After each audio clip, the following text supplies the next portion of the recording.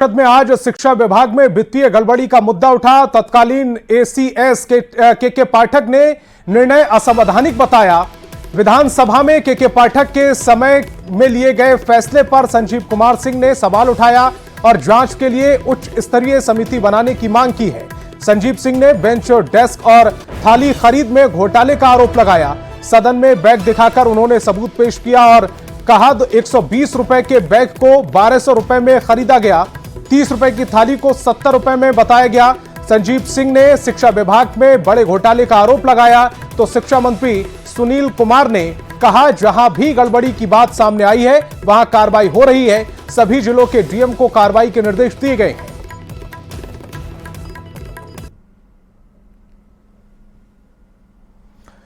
तो bench, desk की खरीद में घोटाले का यह आरोप लगा है। शिक्षा विभाग में घोटाले का आरोप और थाली खरीद में घोटाले का यह आरोप लगा। साथ ही साथ बैग की कीमतों में भी घोटाला करने का आरोप लगा है। 120 के बैग को 1200 रुपए दिखाया गया है, यह आरोप लगाया जा रहा है। संजीव कुमार सिंह ने मुद्दा उठाया, उच्च स्तरीय समिति से जांच की मांग कही जा रही है।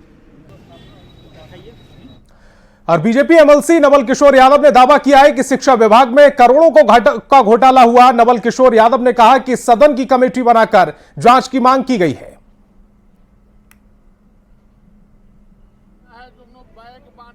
जो उन्होंने बेंच डेस्क दिया है, जो टीम का सेट बनाया है, हम लोगों ने मांग किया है कि सदन की कमेटी बना के जांच कराई जाए, फिर सदन स्टार्ट होगा, सभापति इस पर बात करेंगे। बड़ा घोटाला है, करोड़ों करोड़ रुपया का घोटाला है। किसके द्वारा? ये अपर आयुक्त के नेतृत्व में घोटाला हुआ है। और सुनील सिंह की सदस्यता जाने का मामला, सुनील सिंह के साथ कारी साहेब पर कार्रवाई की गई है। कारी साहेब को अगले सत्र के 2 बैठक से निलंबित कर दिया गया है। बड़ी खबर आपको बता रहे हैं, कारी साहेब अगले सत्र के 2 दिन के बैठक में नहीं शामिल होंगे। बड़ी खबर आपको बता रहे हैं, वो बाहर के और ऐसे जो होते हैं पैरामेडिकल स्टाफ जो काम करते हैं और उनके ठगी का शिकार हो रहे हैं। मैं चाहता हूं कि जो इस अंतराल में जो समय है, उस समय में कोई व्यवस्था कर सकते हैं क्या? यह पूरक प्रश्न की समीक्षा की गई और जिले में किस प्रकार से हम मार्केटिंग ऑफिसर के माध्यम से, हेल्थ डिपार्टमेंट के माध्यम से हम इसको करें, हम काम में लगे।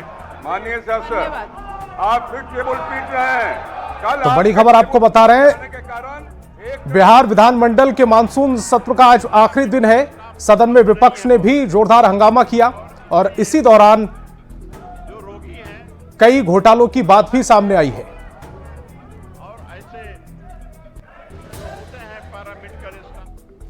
बिहार विधानमंडल के मानसून सत्र का आज आखिरी दिन है। सदन में विपक्ष ने आज भी हंगामा किया। जैसे ही कार्रवाई शुरू हुई, विपक्षी विधायक नारेबाजी करने लगे। विधानसभा अध्यक्ष ने उन्हें रोका। विपक्षी विधायक वेल में पहुंच गए और जमकर नारेबाजी की। विपक्ष ने विशेष राज्य के दर्जे की मांग पर हंगामा किया। आरजेडी विधायकों ने अपने हाथ में पोस्टर लेकर विशेष राज्य के दर्जे की मांग की। विपक्षी विधायकों ने रिपोर्टर टेबल को उलटने की कोशिश की।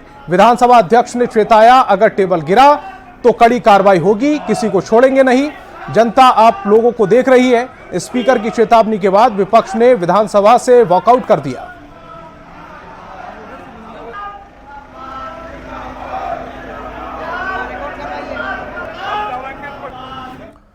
और आरजेडी विधायक विजय मंडल ने सरकार और सीएम पर आपत्तिजनक टिप्पणी की है, जिस पर सियासत गर्मा गई है। बीजेपी ने आरजेडी विधायक विजय मंडल पर कार्रवाई की मांग की है।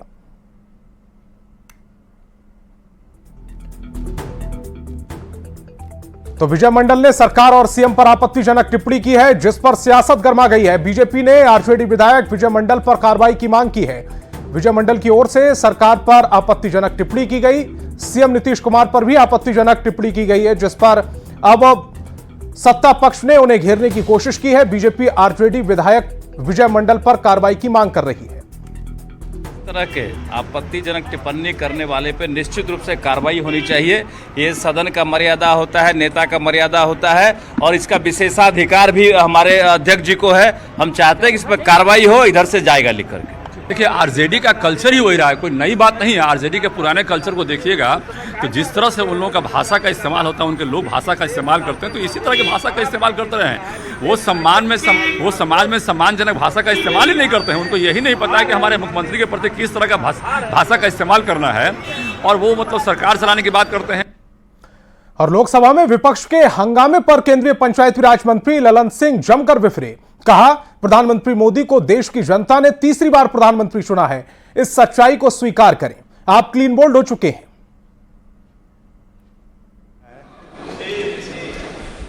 भाई बजट पर बोलिए, और पूरा विपक्ष का जो भाषण का जो टोन है वो यह दर्शाता है कि जैसे नरेंद्र मोदी जी का चेहरा इनको पसंद नहीं आ रहा हो, ये उससे नफरत कर रहे हैं। लेकिन अब अगर आप नफरत कर रहे हैं, आपको पसंद नहीं आ रहा है, तो क्या करिएगा? इस देश की जनता ने उनके चेहरे को पसंद किया और तीसरी बार उनको देश की सत्ता संभालने की जिम्मेवारी दी। 60 वर्ष के बाद 60 वर्ष के बाद 60 वर्ष के बाद 60 वर्ष के बाद जयप्रकाश जी, मोदी जी की उपलब्धता है, मोदी जी की उपलब्धता है कि 60 वर्ष के बाद, आजादी के बाद तीसरी बार किसी को इस देश की सत्ता संभालने का मौका मिला है। ये उनको बर्दाश्त नहीं हो रहा है। उनके पेट में दर्द हो रहा है। अब सच्चाई को नहीं पचा रहे हैं। अब इस देश की जो सच्चाई है उसको ये अगर नहीं पचा पा रहे हैं कि जितना जल्दी इस सच्चाई को पचा लीजिएगा उतना ही आपके मन को शांति मिलेगी, नहीं तो पूरा मन विचलित रहेगा आपका, और 5 साल इसी तरह विचलित रहिएगा। 99 का आंकड़ा बड़ा खराब होता है सभापति महोदय। और जल संसाधन मंत्री विजय चौधरी ने बिहार और आंध्र प्रदेश को केंद्रीय सहायता को लेकर विपक्षी दलों के हमले पर तंज कसा। उन्होंने कहा कि विरोधी दल के नेता और केंद्रीय नेतृत्व की राय में विरोधाभास है। उन्होंने कहा कि 2025 के चुनाव नतीजों का अनुमान लगाने के बाद विपक्ष के दल झटपटा रहे हैं कि निश्चित रूप से इस बार केंद्र सरकार ने बिहार के तरफ विशेष ध्यान दिया है। यहाँ के नेता की जो छटपटाहट है, बेचैनी है, वो दूसरे कारण से है कि अभी साल भर के बाद चुनाव होने वाला है, और केंद्र सरकार ने जो ये पहली दफ़ा इतने बड़े पैमाने पर बिहार को मदद किया है, तो आज तक जो चिल्लाते थे कि डबल इंजन की सरकार का क्या हो रहा है, आज देखें कि डबल इंजन का सरकार किस ढंग से बिहार के हित का झंडा पूरा बुलंद कर रही है। यही हम लोग कहते हैं। और इनकी छटपटाहट 25 के जो संभावित परिणाम अभी से दिखने लगे हैं, ये छटपटाहट उसी परिप्रेक्ष्य में है। और बिहार विधानसभा में आज एक बार फिर जाति आधारित गणना का मुद्दा उठा। दलित, अति पिछड़े और पिछड़े समुदाय के लिए बढ़ाए गए 65% आरक्षण के प्रावधान को संविधान की 9वीं अनुसूची में शामिल कराने की मांग लेकर विपक्ष ने पहले विधानसभा में जमकर हल्ला बोला और फिर सदन से वॉकआउट कर दिया। विपक्ष के विधायकों ने विधानसभा अध्यक्ष पर नियमावली की अनदेखी करते हुए सदन के संचालन का आरोप लगाया। वोटिंग कराना चाहते थे, मत विभाजन कराना चाहते थे, लेकिन सरकार इशारा पर, सरकार के इशारे पर, विभाजन की घोषणा होने के बाद, घोषणा के होने पर, सरकार के इशारे पर स्पीकर ने मत विभाजन नहीं कराया, तो ये तो नियम का उल्लंघन है। इसलिए हम लोगों ने, सभी साथियों ने राय किया कि जब हमारे अधिकार पर चोट पहुंचाया जा रहा है और आरक्षण विरोधी सरकार बैठी है और उसके गोद में माननीय नीतीश कुमार जी जाकर बैठे हुए हैं और उनके गोद में बैठकर किलकारी भर रहे हैं, तो हम उनके खिलाफ में ये प्रस्ताव लाते हैं कि ये आरक्षण विरोधी सरकार है और ये सदन जो चल रहा है, स्पीकर चला रहे हैं, वो भी नियम के विरुद्ध चला रहे हैं। तानाशाही रवैया है। इसलिए हम घोर निंदा करता हूं और हम सारे सदस्य विधानसभा से वॉकआउट कर गए। और बजट को लेकर विपक्ष के सवाल पर केंद्रीय जल शक्ति राज्य मंत्री राजभूषण निषाद ने पलटवार किया। राजभूषण निषाद ने कहा कि बिहार की बेहतरी के लिए जो कुछ भी हो सकता है प्रधानमंत्री मोदी ने किया है। बिहार को बड़ी सौगात दी है। बिहार के लोग समझ सकते हैं कि कितनी बड़ी सौगात मिली है। केंद्रीय राज्य मंत्री ने बिहार में सुशासन की सरकार बताई और कहा कि भ्रष्टाचार करने वाले लोग बचेंगे नहीं। हमारे यशस्वी प्रधानमंत्री नरेंद्र भाई मोदी भारत को विकसित भारत बनाने का जो संकल्प लिया है, इस कड़ी में बिहार के लिए जो बेहतर हो सकता है उन्होंने किया है। और बिहार के लिए जो सौगात दिया है वो बिहार के लोग समझते हैं कि कितनी बड़ी सौगात मिली है बिहार के विकास के लिए। लोग बोलने वाले कुछ भी बोलते रहेंगे, वो जनता समझती है कि सुशासन की सरकार है और सुशासन की सरकार में कोई रिश्वतखोरी और कमीशनखोरी और भ्रष्टाचार करने वाले लोग बचेंगे नहीं। जो भी हैं थोड़ा बहुत। और पटना में यूथ कांग्रेस के प्रदर्शन के दौरान लाठीचार्ज के विरोध में कांग्रेस ने प्रदर्शन किया। पटना महानगर कांग्रेस ने आयकर गोलंबर पर सरकार के खिलाफ प्रदर्शन किया। युवा कार्यकर्ताओं ने नीतीश सरकार के खिलाफ जमकर नारेबाजी की। से झुकने वाले नहीं हैं, क्योंकि ये देश राष्ट्रपिता महात्मा गांधी जी का देश है। और एक धोती वाले ने डंडा पकड़कर जिस तरह से अंग्रेज को 7 समुंदर पार ढकेल दिया था कि बिहार को विशेष राज्य का दर्जा देना होगा। महंगाई। और पूर्णिया से बड़ी खबर है, जहां एक ज्वेलरी दुकान में अपराधियों ने बड़ी लूटपाट की है। यह घटना सहायक खजांची थाना के लाइन बाजार की है। मामले की जानकारी पर एसपी खुद घटनास्थल पर पहुंचे और पूरे मामले की जांच की।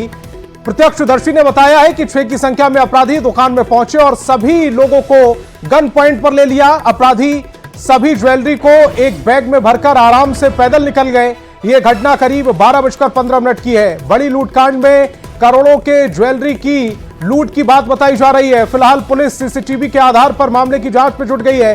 तस्वीरें आपकी टेलीविजन स्क्रीन पर हैं। किस तरह से लुटेरे एक एक कर बाहर निकल रहे हैं और पैदल ही इस लूटकांड को अंजाम देने के बाद निकल गए, वो इन तस्वीरों से देखा जा सकता है। लुटेरा नंबर 5 इस समय आपकी टेलीविजन स्क्रीन पर है। कितने आराम से इस लूटपाट को अंजाम दे रहा है। गन भी उसके हाथ में नजर आ रही है। लुटेरे नंबर 5 को इस समय आप अपनी टेलीविजन स्क्रीन पर देख रहे हैं। लुटेरा नंबर 4 इससे पहले हमने आपको दिखाया था। और यह लुटेरा नंबर 6 जिसका चेहरा भी साफ नजर आ रहा है, हाथ में गन। लुटेरा नंबर 1 आपकी टेलीविजन स्क्रीन पर इस समय, जहां गन पॉइंट पर सबको लिया जा रहा है।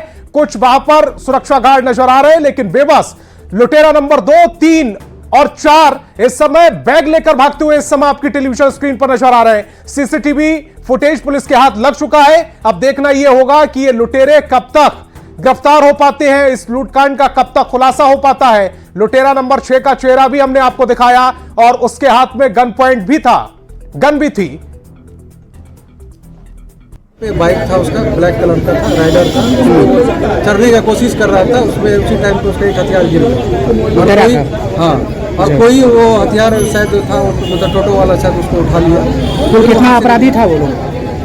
6 आदमी था वो लोग। 3 आदमी जिस होके गया है, 3 आदमी उस होके निकला। उसके बाद तो फिर बाइक से चला गया। हाँ, 5-6 आदमी के बारे में बोलता है। कुछ 2 रोड पर थे, 3-4 अंदर घुसे थे। और क्या अभी तो कुछ बताया नहीं कि कितना ले गया है, लेकिन 16 में राइडर बाइक से गया है। अभी हम लोग इसको चेकिंग पॉइंट लगा के चेक कर रहे हैं। और कर्नाटक के बेंगलुरु में एक हैरान कर देने वाली घटना सामने आई है। मंगलवार को बेंगलुरु के कोरमंगला में एक पेइंग गेस्ट हाउस में एक 22 साल की लड़की की गला काटकर हत्या कर दी गई। लड़की हॉस्टल में कटे हुए गले के साथ मृत पाई गई। पुलिस के अनुसार लड़की का नाम कृति कुमारी है, जो बिहार की रहने वाली है। कृति वहां एक प्राइवेट कंपनी में जॉब करती थी। मंगलवार रात को 11:10 पर और 11:30 बजे के बीच एक संदिग्ध चाकू लेकर उसके पीछे में घुस गया और लड़की पर हमला कर दिया। पुलिस हत्या के पीछे का मकसद एक तरफा प्यार बता रही है।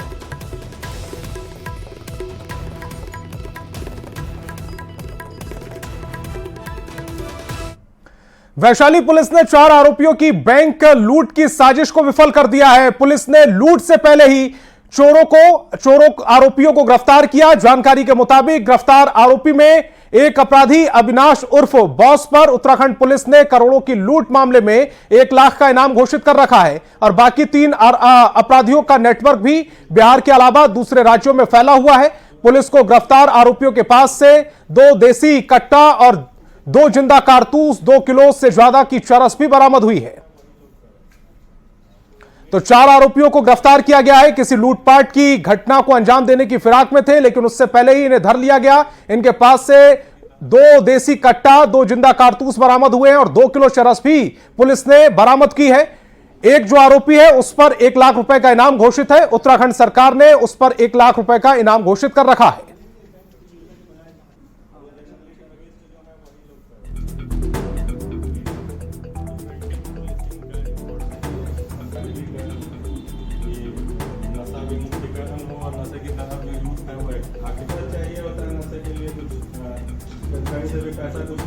छापामारी करते हुए सदर थाना क्षेत्र के मलमला चौक के पास से 4 अपराधकर्मियों को गिरफ्तार करने में सफलता हासिल की गई है, जिसमें कि ये 4 अपराधकर्मी एक इनोवा गाड़ी पे सवार थे और सभी एकत्रित हुए थे। इनका कुछ प्लानिंग था कि इधर। और आपके पसंदीदा चैनल न्यूज 18 पर आपकी पसंद की खबरों के लिए ज्यादा परेशान होने की अब जरूरत नहीं है। बस इसके लिए आपको करना होगा अपने मोबाइल फोन से QR कोड स्कैन और डाउनलोड करना होगा न्यूज 18 ऐप। आपकी एक क्लिक पर खुल जाएगा मनपसंद खबरों का पिटारा। तो फिर देर किस बात की है, फौरन उठाएं अपना फोन और स्कैन कर डाउनलोड करें न्यूज 18 ऐप।